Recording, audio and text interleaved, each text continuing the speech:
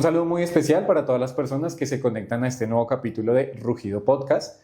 El día de hoy contamos con la participación de Monseñor Héctor Fabio Henao, una de las principales mentes y uno de los principales referentes en la Iglesia Católica en la construcción de la paz de este país. Un gusto, Monseñor. Muy buenos días, me alegra mucho saludar a todos los que siguen este podcast, Sí, señor. que nos va a ayudar muchísimo también a profundizar sobre distintos temas relacionados con la paz y con el país.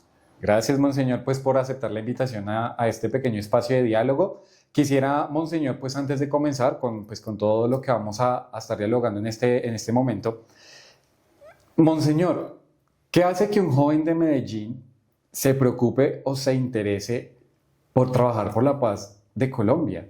¿Qué lo llevó a su merced desde que era pequeño, en su juventud, a dedicarse por la paz de la nación? Pues yo crezco en un ambiente semiurbano, porque en realidad el sector donde yo nací todavía no estaba completamente poblado, vivíamos prácticamente casi que en una granja, en lo que iba a ser luego la ciudad. Nosotros teníamos ahí atrás sembrados y todo, y podíamos divertirnos mucho como niños. Éramos 8 hijos, tenía una familia donde éramos había 2 hermanitas y los 6 varones. Siempre para nosotros era motivo de alegría estar allí en ese espacio tan bonito. Y claro, nos tocó comenzar a escuchar ya desde la infancia esa época de violencia fuerte que se vivió en Colombia en los años 50, etcétera. Y durante ese periodo ya oíamos hablar mucho de la gente que sufría por la violencia, de la gente que llegaba a Medellín desplazada. En este tiempo no se habla de desplazamiento forzado, pero bueno, la gente venía huyendo de los campos. Y yo recuerdo en particular un hecho de violencia que hubo relativamente cerca de mi casa. Yo venía de la escuela, estaba caminando y oí un disparo. Yo no vi nada, escuché el disparo y después me contaron que en la casa pues que había habido un asesinato de una persona. Fue la primera vez y eso me grabó muchísimo, me marcó mucho, porque el barrio pues era tranquilo. Después se fue complejizando en la medida que llegaron más personas y se fue trasladando esa violencia política que venía del campo hacia la ciudad. Entonces eso lo conocí en la infancia. Más tarde, cuando yo ya estaba en los estudios secundarios, que empecé también a cultivar más mi vocación, etcétera, conocí más de cerca una ciudad muy convulsionada, con mucha agitación, con muchos movimientos también sociales, juveniles, etcétera, en plena ebullición de lo que era la conformación de la Medellín que soy, porque Medellín se fue conformando poco a poco. Y yo diría que una cosa que me llama la atención es que la ciudad desde el principio se conformó como un conjunto de aldeas. Medellín no se conformó como una gran ciudad planificada como tal, sino que la gente, en la medida que fue llegando a los campos, fue ocupando como ciertos sectores de ese valle, y ese conjunto de aldeas fueron lo que conformaron Medellín. Pero justamente esa formación tan atípica de la ciudad fue lo que llevó a que fuera una ciudad también epicentro de muchas violencias. Claro, Monseñor. ¿Cuántos años de experiencia tiene su merced trabajando por estos diálogos de paz, por esta construcción de un país sin violencia?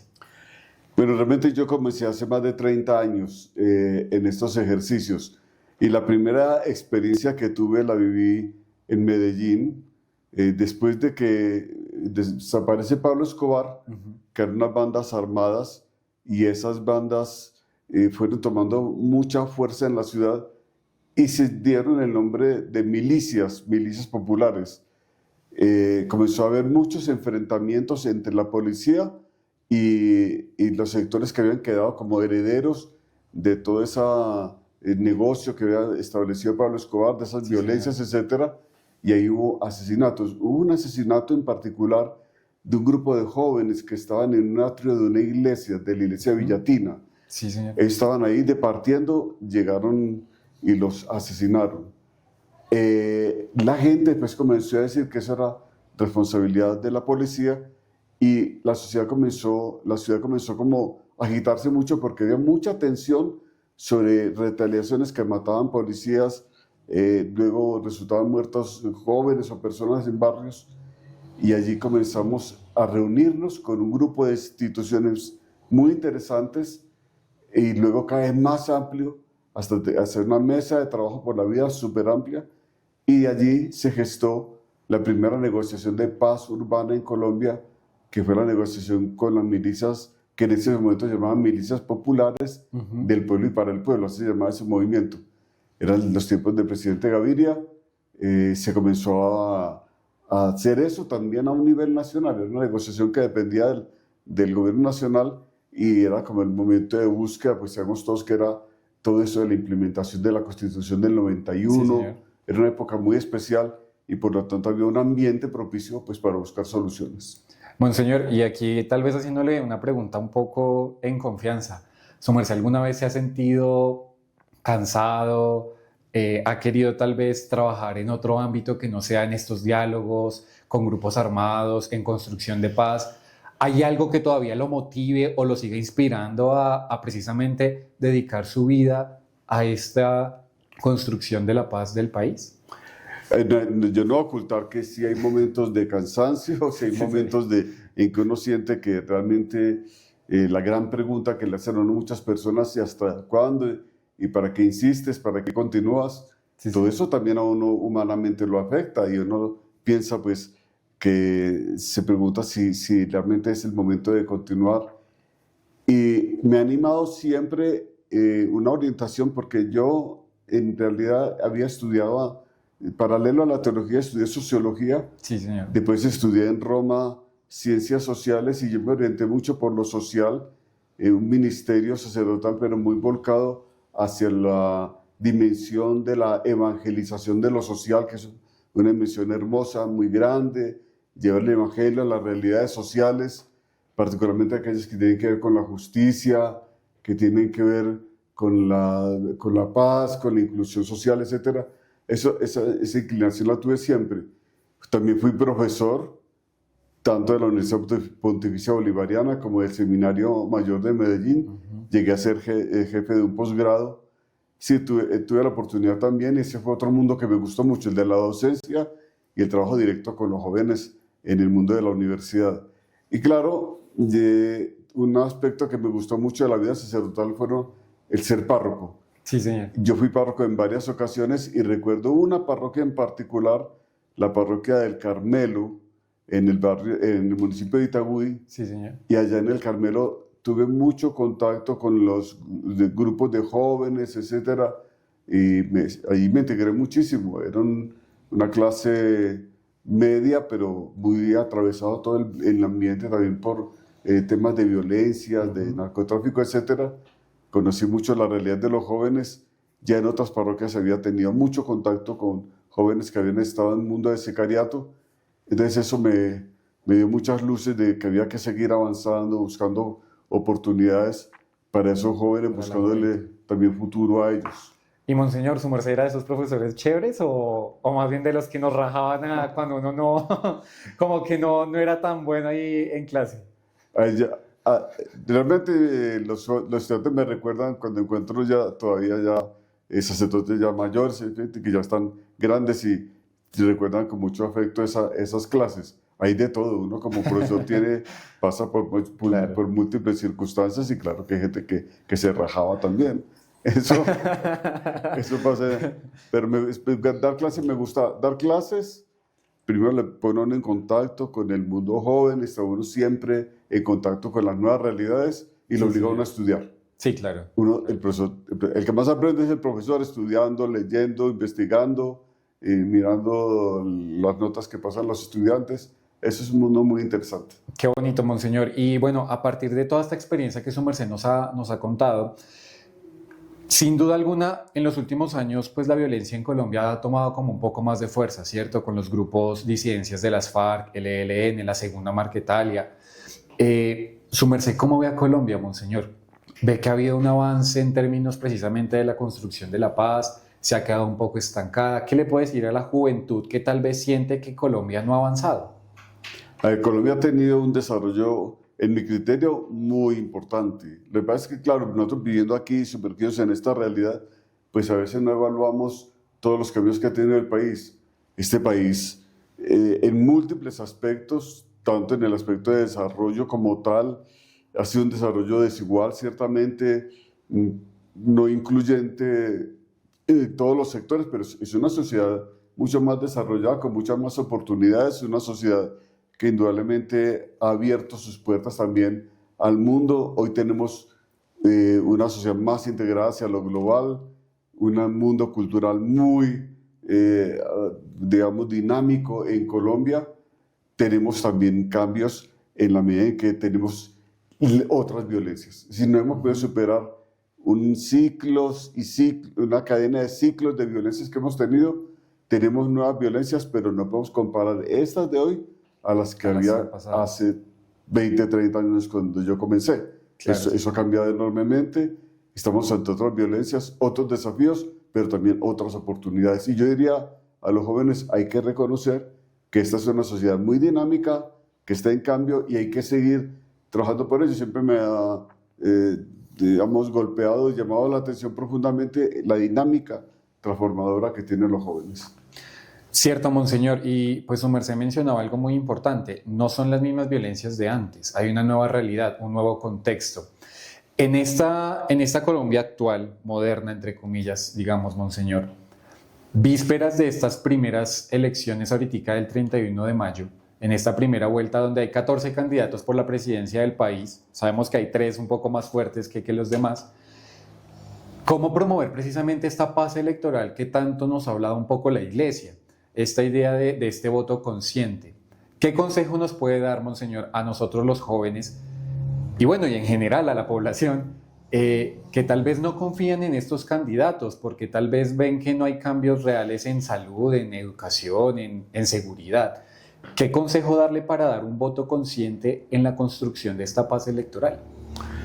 Esa pregunta es muy importante porque la paz electoral, cuando decimos, significa que seamos capaces de tomar con conciencia y con responsabilidad las riendas del país, y la juventud está llamada a ello.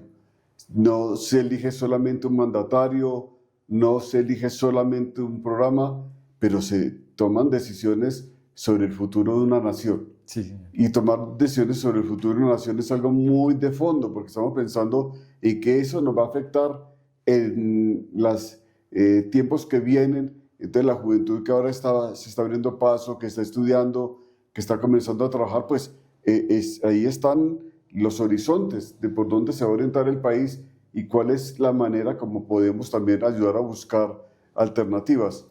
Por supuesto que hay que tomarlo también con un ambiente de saber que hay unos valores profundos en la democracia. Y es que la democracia pasa por las elecciones, pero es mucho más que eso. Entonces, el ejercicio de la democracia es la ciudadanía plena, saber asumir en todos los niveles de nuestra vida y de nuestras relaciones, pues esa capacidad de sentirnos miembros de una nación, miembros de un pueblo.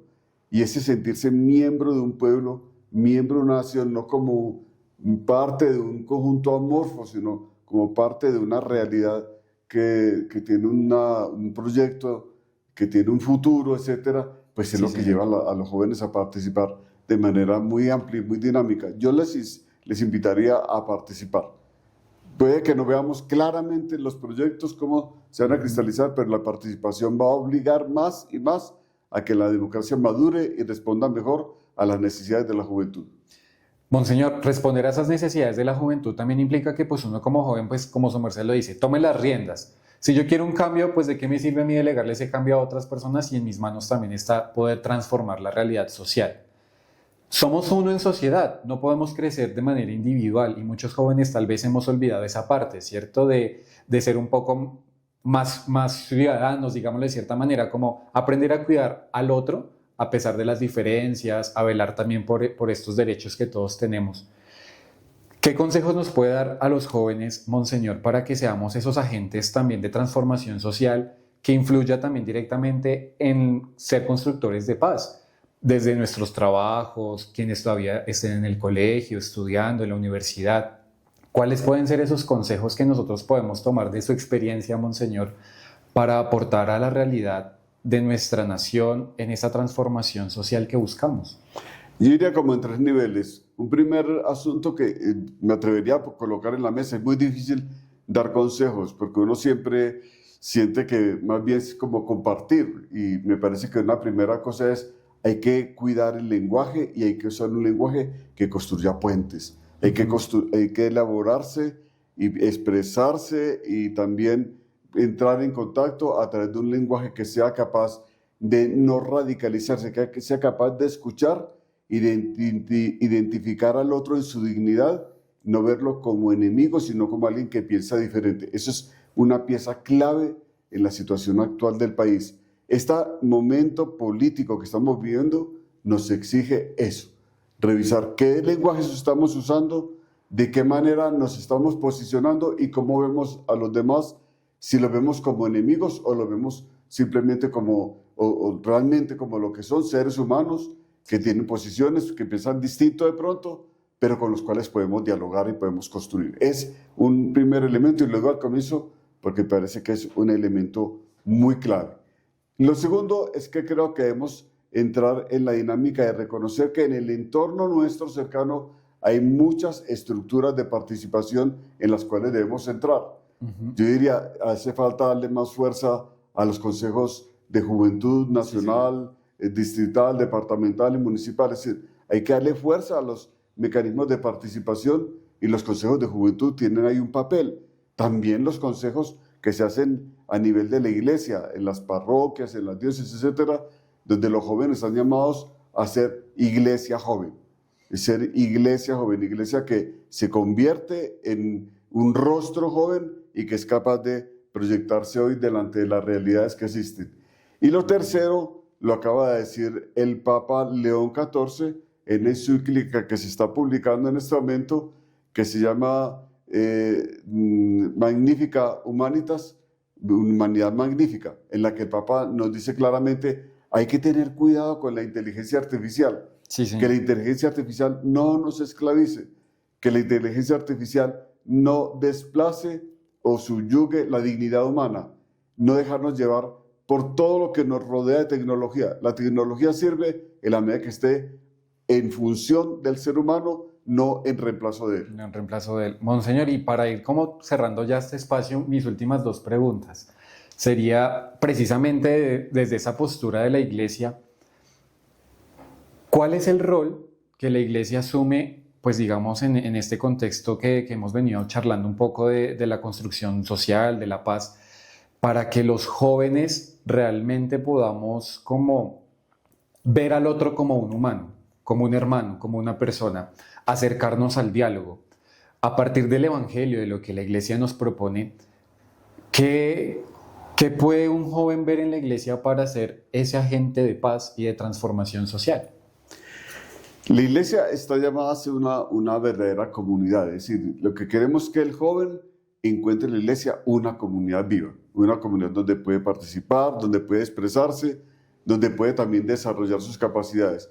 Lo importante es que nosotros llevemos también y aportemos desde lo que nosotros somos para que la comunidad sea cada vez más viva. No podemos simplemente decir, a esta comunidad le falta vida, le falta más entusiasmo, le falta más dinámica. No, pero tú tienes unas capacidades. Y de ello pienso que partimos de elementos que están muy vinculados al mundo joven. ¿Cuáles? La música, el deporte, lo lúdico, etcétera. Las expresiones culturales hay que llevarlas y ponerlas en contacto con el Evangelio y con la comunidad, y eso nos vuelve una iglesia joven. Entonces, a mí me parece que ahí tenemos que trabajar de la mano.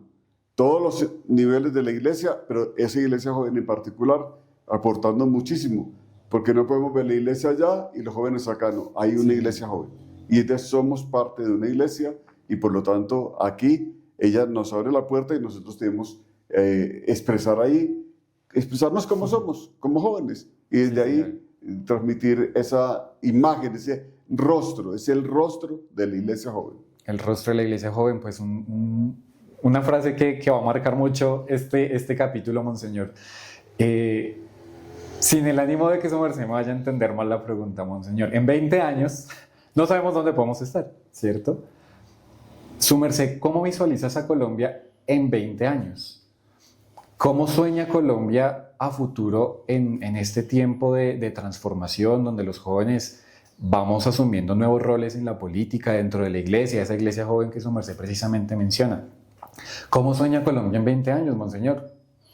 Colombia es un país con muchas riquezas, pues riquezas naturales. Nosotros estamos en una posición geográfica en el mundo excelente. Tenemos una cantidad de posibilidades como nación en cuanto a biodiversidad, un medio ambiente que tenemos que cuidar muchísimo. Tenemos que sentirnos que este medio ambiente que nos rodea realmente vale la pena gastar energía para cuidarlo, de manera que en 20 años tengamos un país con una riqueza enorme en su Amazonía, en sus bosques, etcétera, pero también un país que va a desarrollar, y yo así lo veo, y así le pido a Dios que sea, un país que sea más humano, un país más fraterno, un país donde la gente pueda relacionarse como miembros de una gran familia. Necesitamos que somos familia colombiana. Y yo pienso que este país tiene todas las potencialidades para lograrlo. Aquí nosotros estamos en un eje del mundo, del universo, donde tenemos esa posibilidad de ser centro también de la biodiversidad, pero centro del encuentro, de la cultura del encuentro, centro de la fraternidad. Y Colombia tiene esa vocación porque el pueblo colombiano es sobre todo un pueblo solidario, cercano, un pueblo que es capaz de construir relaciones basadas en la amistad social. Bueno, monseñor, pues vernos como personas, como seres humanos, ser más fraternos, más cercanos, participar precisamente de estos espacios que hacen que la iglesia sea una iglesia joven. Grandes ideas, grandes consejos, monseñor, que pues por lo menos yo y espero que los que nos escuchan en este capítulo de Rugido pues también se apropien, los lleven también a sus comunidades y los hagan crecer. Monseñor, de verdad, muchas gracias por este pequeño espacio de diálogo. Para terminar, monseñor, ¿qué frase nos puede compartir a todos los que nos están escuchando, no solo a la juventud, pues principalmente a la juventud, para cerrar este capítulo de ser constructores de paz? Yo diría esto: los jóvenes son hoy la base de la construcción de la paz. El primer piso de construcción de paz son los jóvenes.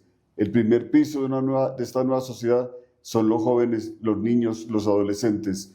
Esa fuerza hay que ponerla en marcha, hay que dinamizarla, hay que hacer que se sienta realmente que estamos desde un primer piso asegurando el futuro de esta nación.